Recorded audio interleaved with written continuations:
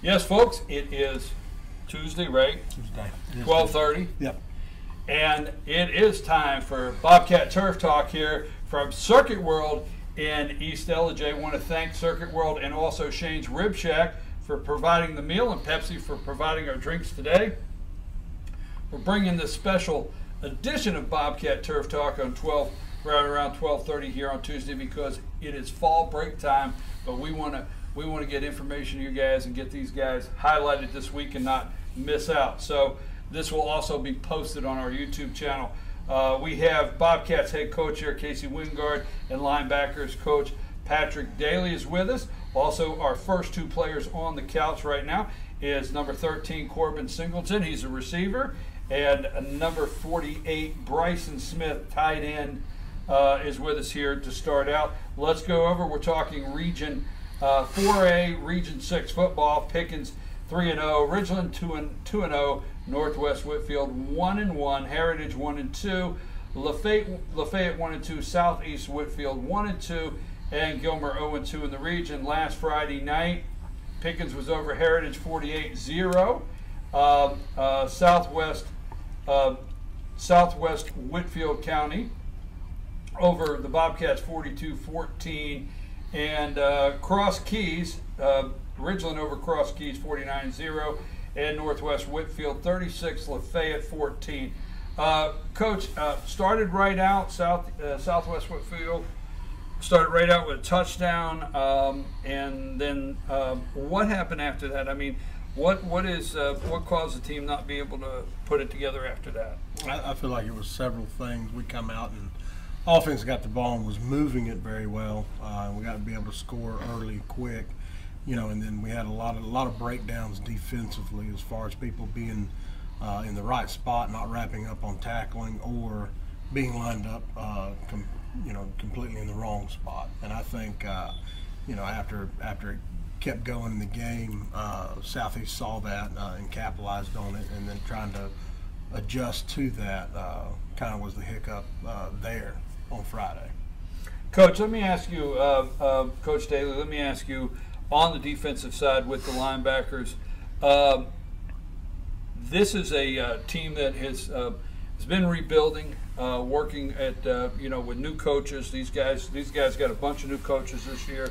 A lot of things are new to them. I always like when we first started this year, Coach Rayford said, they've got 4 different guys whispering in their helmet for 4 years, these seniors.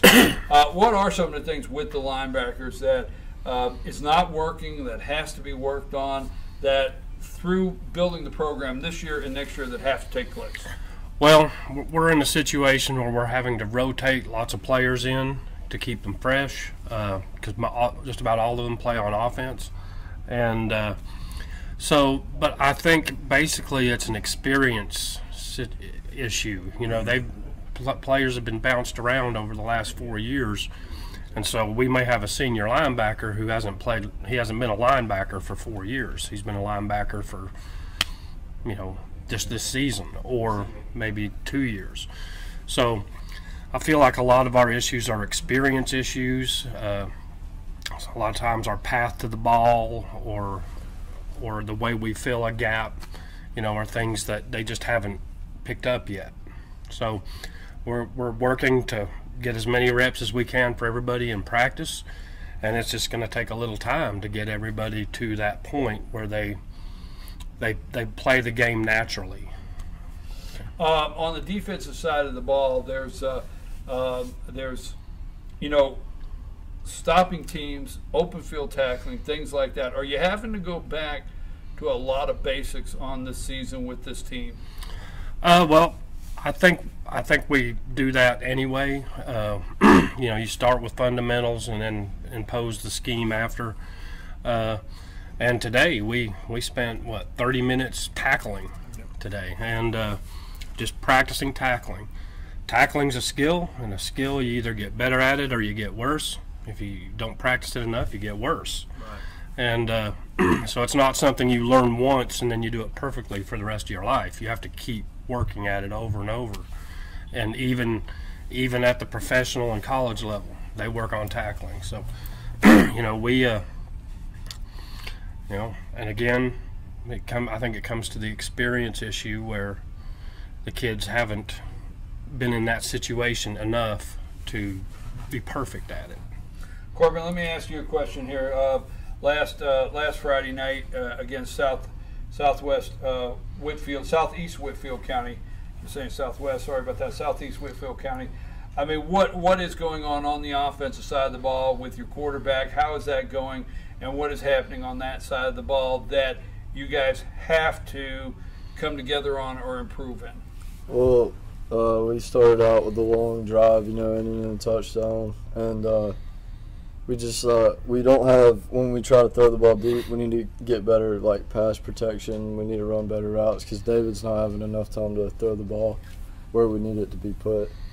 So you think after that first drive they made the adjustments they needed? Yeah, they were keying like the plays that those plays we ran were like our best plays, and they just started keying them at the run, and the passes were there. We just didn't have time to get the ball off, and like we were running, like we kept running the slants too deep because that was really what we were trying to get going was the slant, and we were running them like a little bit too deep, and they were just able to cover it up. Just not enough time to get them off. Bryson Smith here. Bryson, what about you?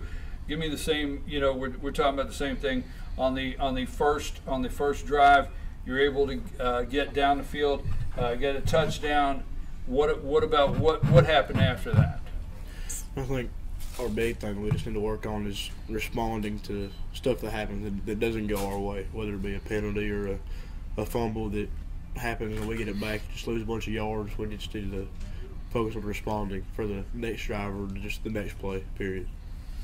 Coach, in this game here, I mean, what were the takeaways that you guys started working on Monday that this team, after you started watching film on this game here, what were the biggest takeaways for you? Offensively, we need to be more consistent with our blocking rules and execution, as far as like Corbin was saying, running full speed on the right routes, making them crisp. Offensive line holding them up if we're throwing or getting low, aiming at their hip, running their feet, blocking wise, and running backs falling forward and running the ball and being able to have vision. Defensively, it just seems that they were hurting us on the backside a lot with hinge blocking, the defensive line rules, and having to adjust and have the kids understand that that's the hole they got to attack. Linebackers have got to fill. They've got to squeeze down and not create the lanes that they were creating. So as a coaching staff, Sunday we met and we're going, back to basics with, here's offense, this is our formations, our sets, and then defense is same. We practiced tackling for 30 minutes because we had some kids watching the film. It didn't look like anybody was in 10 feet of anybody when they were running right up the middle and through the side, and actually coming back and watching film, we had kids in some right positions. They weren't broke down properly. They were bad angle was take, or they were hemmed up on something, and it was just little bitty things there that are correctable. So we showed the kids those plays and films, and hopefully they can respond to them, put them in a better situation to wrap up and make a play and run their feet when they make contact. Corbin, let me ask you, after Friday night's game, when you showed up to the next practice, what did you critique yourself on? What did you challenge yourself to get better at, to work on? Definitely just running sharp routes full speed. Because I was watching myself on film, and I just thought if I would have ran some of my routes better, I definitely would have been a lot more open, and still just start blocking for the outside run plays. Because there's been a couple times when we could have got a couple more yards when my corner will get off and make a tackle, but just blocking and route running. What was that for you, Bryson? What did you say you needed to focus on? What did you critique yourself about that you're working on this week? Well, during the game, they brought a lot of pressure to the outside on top of me and the tackle that was always beside me. So my main thing for our first practice was working on the communication between me and the guard, and just being able to sort through everything they could possibly bring at us. You guys watching the film on Heritage? What do you see as far as their defense for Friday night? When they run a three-man front, and they like to bring pressure a lot. They're very, very aggressive, very upfield aggressive. What do you see? Corners are aggressive. They like to come up and make the tackles on the runs. So we just got to make sure we stay in front of them. Don't let them blow by us. Appreciate you guys. Okay, we're going to take a brief break. I'm BKP. You're watching Turf Talk, Gilmer Bobcats Turf Talk. We're at Circuit World here in East Ellijay, and we want to thank Shane's Rib Shack for providing the meal and Pepsi for the drinks for the players. And I want to thank Luther over here. And don't forget, every Monday morning at 10 a.m. on FYNTV.com, FYNTV.com, instant replay with Dave Garner. And when we come back, Austin Damon is going to be here with us, and we're going to talk about Heritage coming up Friday night. Take us a break.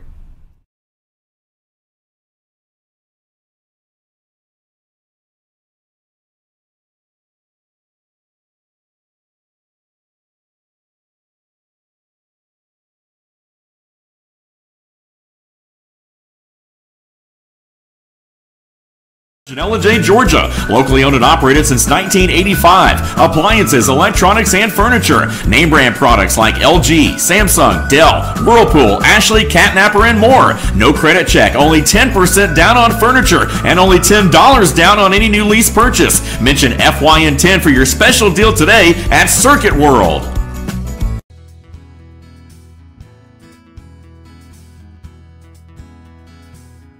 Hello, my name is Chad Watkins. I'm the manager at Larry's Body Shop. We are a family-owned and operated business and have been serving the North Georgia area since 1978. We are located at 1216 Progress Road in Ellijay, Georgia. Our shop specializes in collision repair, and we work with all major insurance companies. Larry's Body Shop is ICAR Gold, the highest role of training recognized by the collision repair industry. It is estimated that only 10% of collision shops meet these standards.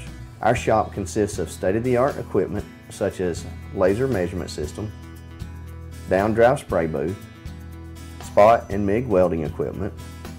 All of our paints are mixed on-site so that we can guarantee your paint to match every time. I know that having an accident can be a stressful event.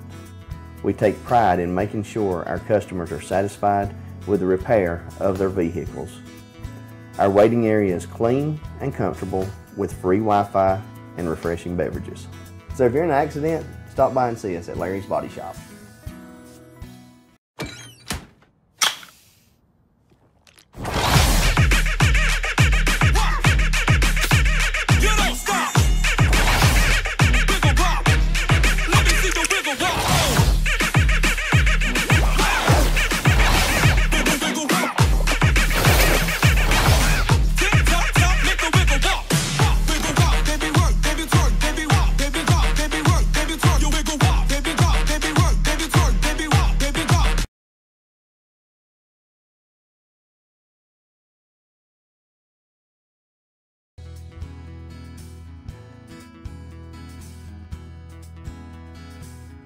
Hello, my name is Chad Watkins. I'm the manager at Larry's Body Shop. We are a family-owned and operated business and have been serving the North Georgia area since 1978. We are located at 1216 Progress Road in Ellijay, Georgia. Our shop specializes in collision repair, and we work with all major insurance companies. Larry's Body Shop is ICAR Gold, the highest role of training recognized by the collision repair industry. It is estimated that only 10% of collision shops meet these standards.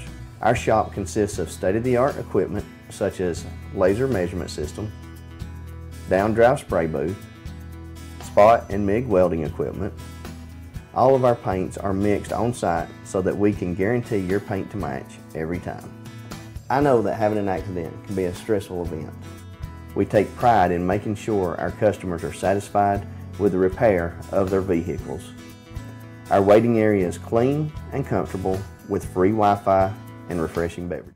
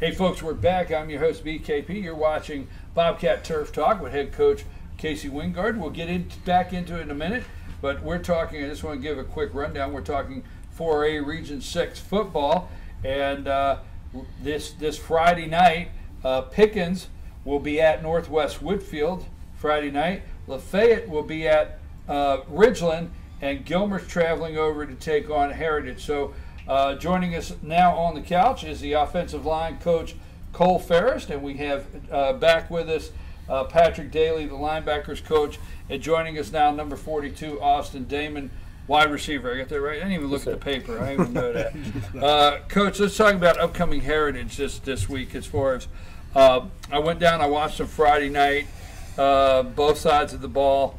Talk about what you're seeing coming up Friday night with them. Defense, they run the stack defense. They pinch, slant, bring pressure. They bring a lot of pressure. They're explosive on defense. Offense is the same way. They can run a double tight set. They can run a tight end set or spread it out and throw it. So we've been working on the no huddle, fast pace, because we feel that they would, try that with us, and that's what we focused on today too. Just everybody on defense getting the call from the sideline and getting put in the right spot. But they got a lot of weapons. Offensive line looks pretty good, and the defensive line and linebackers, they come downhill pretty fast. Coach, what about you as far as linebackers? Coach, what do you see when you're looking at the Heritage film for Friday night on their offense? They've got a pretty good setback. He hits it downhill pretty hard, so we're going to have good body position when we take him on. We need to take on blocks up near the line of scrimmage, and we have to get to our passing zones to, break that up a little bit. We've got, linebackers are also in the pass defense, so we have to really be on the ball right there. Let me ask you, Coach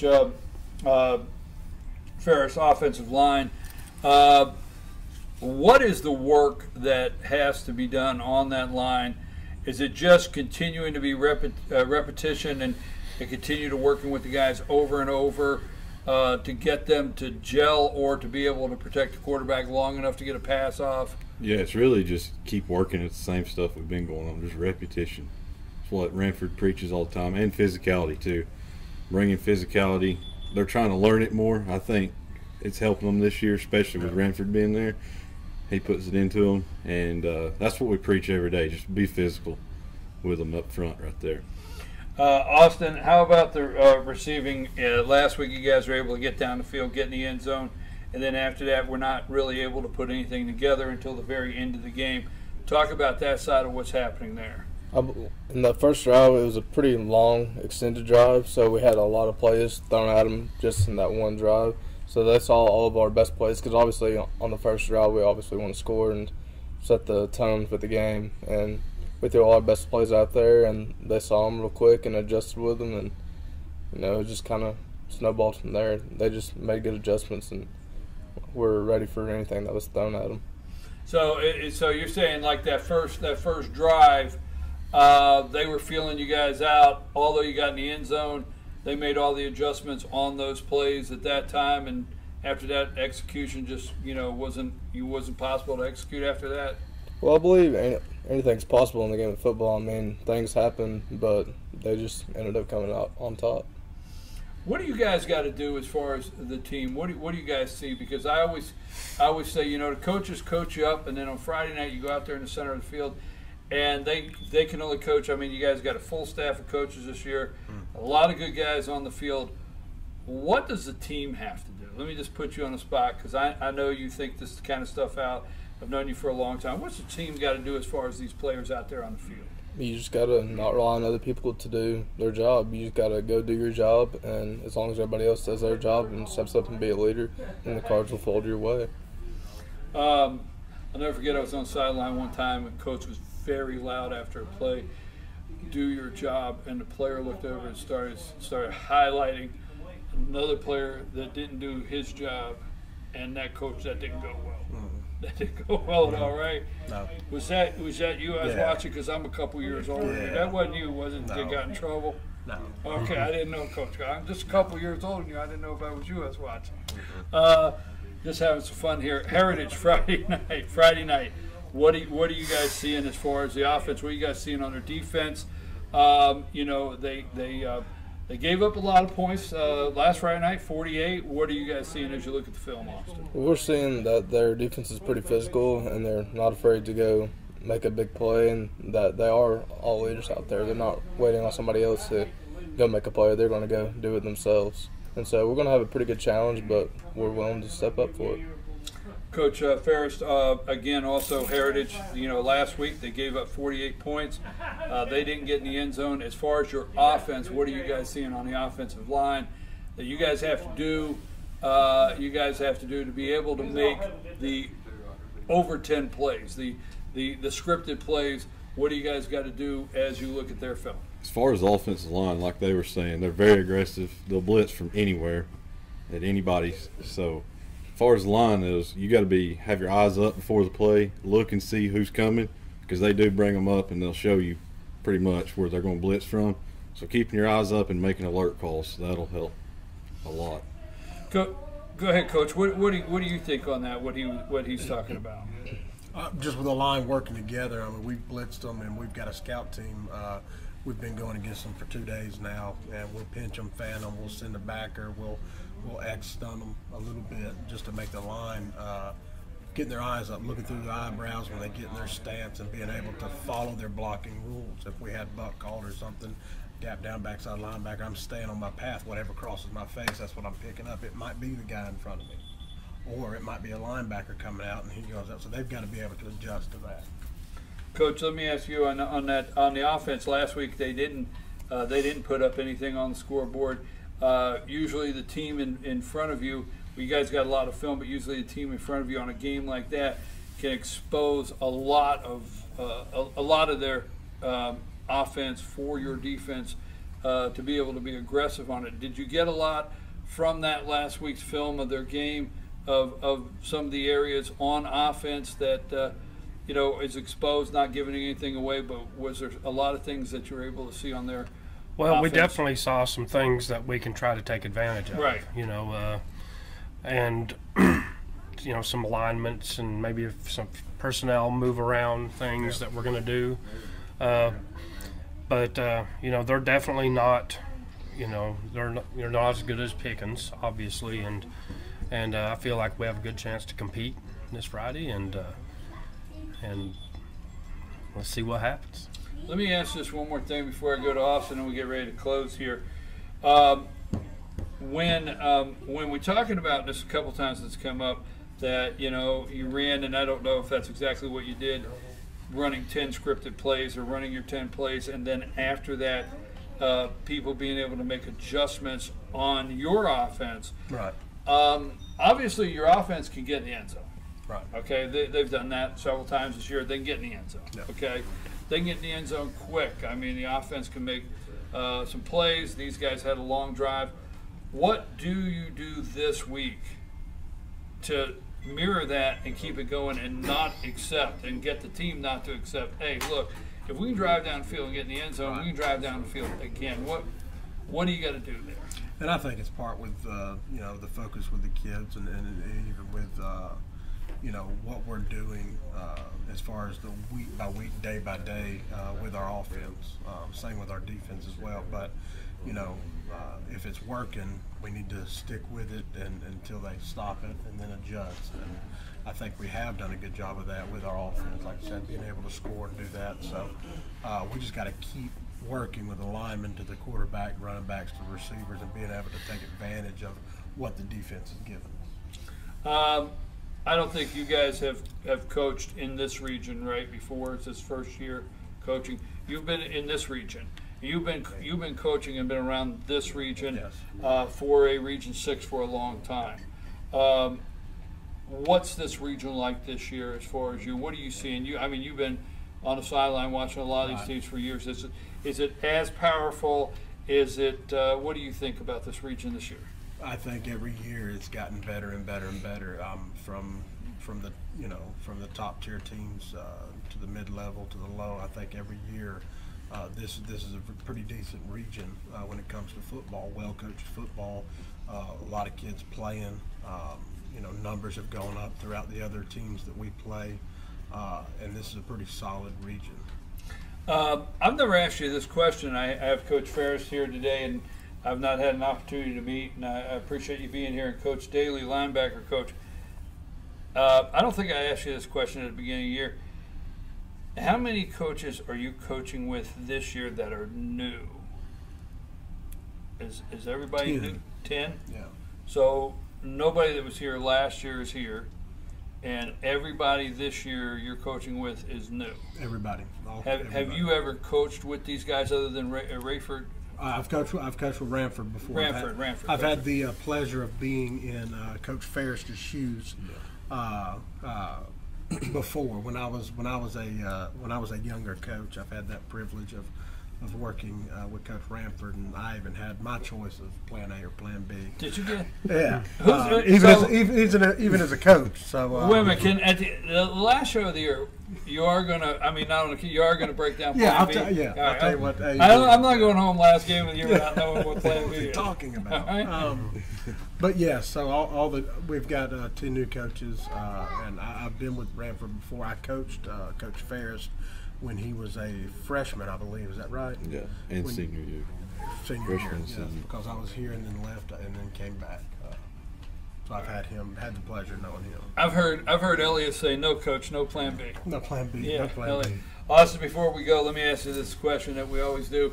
Friday night when you left, when you came back, what are you critiquing yourself on that you say you have to go in and work on this week for you to get better? Well, going back to the game last week, there was a lot more run plays than there were pass plays. So just really working on blocking and doing my job, and always hustling to the block because who knows, it could end up getting us a touchdown. So just got to work on that. Well, when you're a wide receiver, a run play, you're in on every play. Sometimes you got to get that, no matter if it's run play or pass play, you're either blocking or taking off to run a route. Coach, I appreciate you very much. I wish you guys well on Friday night. One more time, just a rundown. Your Bobcats will be away this Friday night. They will be over at Heritage, and that game time is 7:30. Lafayette will be at Ridgeland, and Pickens will be at Northwest Whitfield. And this is 4A Region 6 football. Don't forget on Friday night, follow us on @Team FYN Sports on Twitter. We do highlights all night long. We tweet out scores of updates. So Team FYN Sports, follow our Instagram page, Team FYN Sports, and our Facebook page. It is loaded with stuff happening from softball to football, you name it on there. And don't forget on Monday mornings at 10 a.m., FYNTV.com, Dave Garner, Instant Replay. I'm your host, VKP. You've been watching Bobcat Turf Talk from Circuit World in East Ellijay, Georgia here, right here. It's not as hot today, Luther. I'm glad of that. It's not as hot. I appreciate Luther being here. And we appreciate Shane's Rib Shack for the meal, Pepsi for the drinks, and all of our Team FYN sponsors. Wait a minute. You didn't leave yet, did you? November 3rd. I just want to throw this plug in. I want to throw it in tonight. November 3rd, the Mountain Football League Super Bowl. Here at Team FYN Sports, we will be broadcasting every one of those games, the Super Bowl games, November 3rd for the Mountain Football League from 6 years old all the way up, and that's going to be on FYNTV.com. So join our Facebook page so you can get the updates for that. Luther, take us out of here. Thank you, Coach.